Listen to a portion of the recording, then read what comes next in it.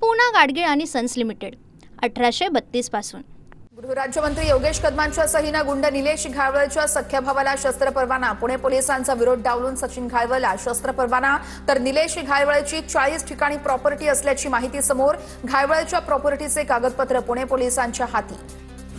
सुनावणीच्या दिवसापर्यंत सचिन घाळवळ विरोधात गुन्हे प्रलंबित नव्हते। शिक्षक व्यावसायिक सचिन घाळवळ यानं माझ्याकडे अर्ज केला होता। शस्त्र परवाना प्रकरणावरून गृहराज्यमंत्री योगेश कदमांचं ट्विट। गुंड निलेश घाळवळचा भाऊ सचिन घाळवळला शस्त्र परवाना नाकारल्याचा आदेश TV9च्या हाती। सचिन घाळवळने शस्त्र परवान्यासाठी 7 मार्च 2025 ला अर्ज केला होता। तर सचिन घाळवळच्या अर्जावर 24 एप्रिल 2025 ला सुनावणी घेण्यात आली। ठाकरेंच्या शिवसेनेचे आमदार अनिल परब आज पत्रकार परिषद घेणार। सचिन घाळवळला मिळालेल्या शस्त्र परवान्यावर परब बोलण्याची शक्यता। सचिन घाळवळ प्रकरणामध्ये योगेश कदमांचा राजीनामा घ्यावा। ठाकरेंच्या शिवसेनेच्या सुषमा अंधारेंची मागणी। शस्त्र परवान्यासाठी विशेष शिफारस देणं कितपत योग्य, अंधारेंचा सवाल। शस्त्र परवाना देताना कुठल्याही मंत्र्यांचा हस्तक्षेप नसतो। आयुक्त आणि कलेक्टर कार्यालयातून शस्त्र परवाना दिला जातो। आम्ही अनेकांची शिफारस करतो, पण तपासण्याचं काम आयुक्तांचं। घाळवळच्या शस्त्र परवान्यावरून मंत्री संजय शिरसाट यांची प्रतिक्रिया। लाडकी बहिणींचा हप्ता देण्यासाठी सामाजिक न्याय विभागाचा निधी वळवला। सप्टेंबरचा हप्ता देण्यासाठी संजय शिरसाट यांच्या सामाजिक न्याय विभागाचा 410 कोटींचा निधी वळवला। सामाजिक न्याय विभागांतर्गत लाभ घेणाऱ्यांना लाभ मिळणार नाही। सरकारचे 31,628 कोटींचं पॅकेज म्हणजे आकडे मोठे, मदत खोटी। सामनातून टीका। तर 31,000 कोटी सरकार कसं आणि कधी उभं करणार? पूरग्रस्तांसाठी सरकारनं जाहीर केलेल्या मदतीवर सामनातून सवाल। छत्रपती संभाजीनगर पालिकेवर दोन्ही शिवसेनेचं लक्ष। उद्धव ठाकरेंचा शनिवारी नियोजित हंबरडा मोर्चा। तर उपमुख्यमंत्री एकनाथ शिंदे उद्या तडकाफडकी छत्रपती संभाजीनगरचा दौरा करणार। पालिकेसाठी दोन्ही शिवसेनेची जोरदार तयारी। अहिल्यानगरमध्ये आज ओबीसींची सभा होणार। राष्ट्रवादीच्या माजी नगरसेवकासह काही सामाजिक कार्यकर्त्यांचा पक्षप्रवेश होणार। 29 तारखेच्या दगडफेकीच्या घटनेनंतर ओबीसी आज काय बोलणार याकडे सर्वांचं लक्ष। पंतप्रधान मोदी आणि ब्रिटनचे पंतप्रधान कीर स्टारमर यांचं वांद्रे कुलाबा परिसरात बॅनर्स। पंतप्रधान मोदी आणि स्टारमर यांची राजभवनात भेट होणार। नाशिकमध्ये आज काँग्रेसचा उत्तर महाराष्ट्र विभागीय बैठकीचं आयोजन। हर्षवर्धन सपकाळ, बाळासाहेब थोरात यांच्या प्रमुख उपस्थितीमध्ये होणार बैठक। तर बैठकीत उत्तर महाराष्ट्रातील जिल्हानिहाय आढावा घेतला जाणार। गडचिरोलीमध्ये सहपालकमंत्री आशिष जयस्वाल यांचा वाढता हस्तक्षेप। धर्मराव बाबातराम अजित पवार यांच्याकडे आशिष जयस्वाल यांची तक्रार करणार। आत्राम अधिकाऱ्यांसमोर आशिष जयस्वाल यांना खडेबोल सुनावतानाचा व्हिडिओ देखील समोर।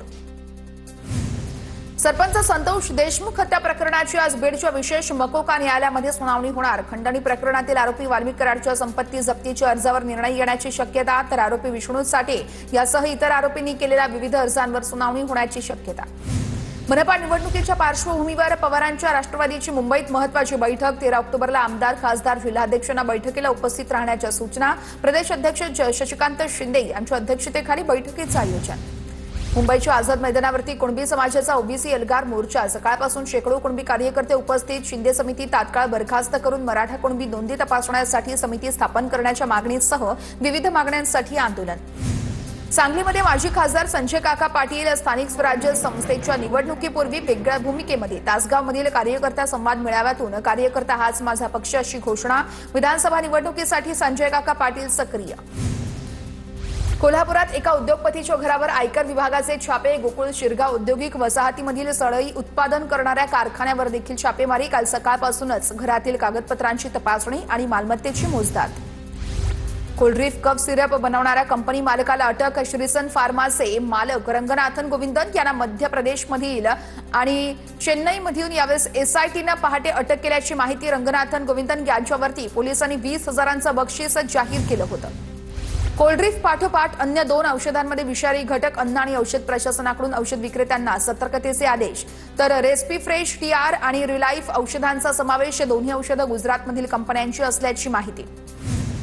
शिंदवाडा या ठिकाणी आणखी एका मुलाचा मृत्यू। कफ सिरपमुळे मृत्यू झालेल्या बालकांचा आकडा 22 वर पोहोचला। ओबीसी विद्यार्थी वसतिगृहांचा प्रश्न 28 ऑक्टोबरपर्यंत मार्गी लावा। वसतिगृहासाठी जिल्हाधिकाऱ्यांनी जागा उपलब्ध करून द्यावी। महसूल मंत्री चंद्रशेखर बावनकुळेंचे आदेश। प्रत्येक जिल्ह्यात वसतिगृह कार्यालय आणि अभ्यासिका उभारणार। पुणे शहरात 25 ठिकाणी एटीएस आणि पुणे पोलिसांची संयुक्त कारवाई. पुण्यातील कोंढवा भागात मध्यरात्रीपासून सर्च ऑपरेशन.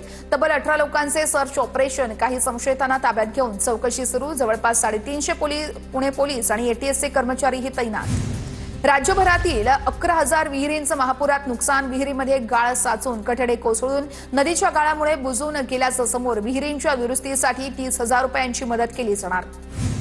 आजपासून राज्यातील खासगीकरण, महावितरण, महापारेषणचे कर्मचारी 72 तासांच्या संपावर. 200 कोटीहून जास्त खर्चाचे प्रकल्प खासगी संस्थांना देण्यास कर्मचाऱ्यांचा विरोध. या संपाचं मूळ कारण राज्यातील अतिवृष्टीग्रस्तांना दिलासा देण्यासाठी राज्य शासनाचा मोठा निर्णय. सर्व शासकीय अधिकारी कर्मचाऱ्यांच्या ऑक्टोबर वेतनातून 1 दिवसाचं वेतन मुख्यमंत्री सहाय्यता निधीत जमा होणार.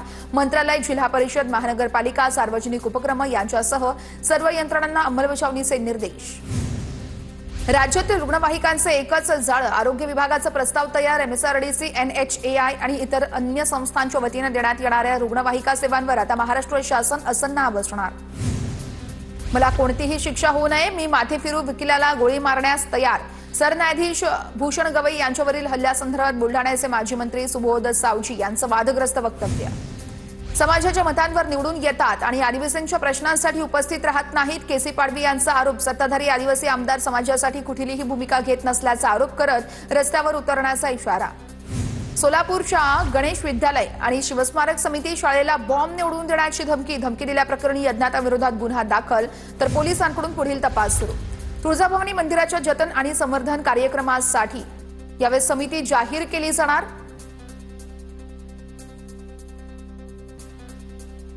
सोलापूरच्या गणेश विद्यालय आणि शिवस्मारक समिती शाळेला बॉम्ब निवडून देण्याची धमकी.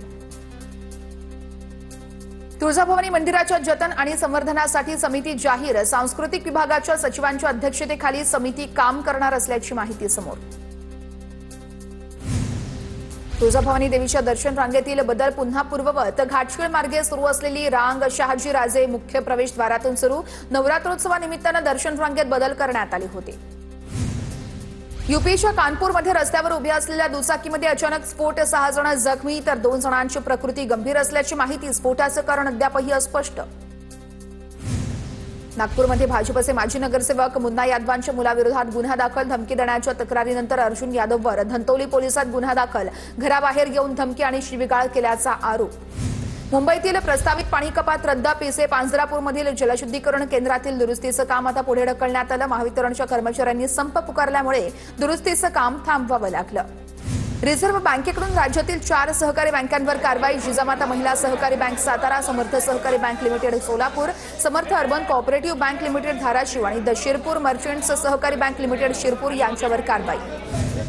बीड गेवराईचे तहसीलदार खोमणेंची शेतकऱ्यांवर अरेरावी. आमच्या पिकात पाणी, त्यांचे पंचनामे करा. शेतकऱ्यांची तहसीलदार संदीप खोमणेंकडे मागणी. तर सतत वादग्रस्त ठरलेल्या तहसीलदारांवर कारवाई करण्याचीही मागणी. लांबलेल्या पावसाचा कोकणातील हापूस आंब्यावर परिणाम होणार. यावर्षी हापूस आंबा उशिरा बाजारात दाखल होण्याची शक्यता. यावेळेस फेब्रुवारी किंवा मार्च महिन्यापर्यंत हापूसची प्रतीक्षा करावी लागण्याची शक्यता. जालन्याच्या औद्योगिक प्रशिक्षण संस्थेत आमदार नारायण कुसेंचे विद्यार्थ्यांसह शिक्षकांना खडेबोल. विद्यार्थ्यांना स्वदेशी शब्दाचा अर्थच माहीत नसल्यानं आमदार कुसेंनी विद्यार्थ्यांसह शिक्षकांनाही सुनावले खडेबोल. परभणीतील अमित देशमुख ग्रुपच्या साखर कारखान्यावर ऊस उत्पादक शेतकऱ्यांचं बेमुदत धरणे आंदोलन. शेतकऱ्यांचे थकीत 200 रुपये प्रति टन देऊन प्रति टन 3,150 रुपये नवीन दर जाहीर करण्याची मागणी. लातूरमध्ये पूरस्थिती नियंत्रणात. मात्र अनेक बंधाऱ्यांचे दरवाजे उघडले असल्यानं लाखो लिटर पाणी वाया. शेतकऱ्यांसमोर सिंचनाचा प्रश्न. त्यामुळे शेतीच्या सिंचनासाठी बंधाऱ्याचे दरवाजे बंद करा, शेतकऱ्यांची मागणी.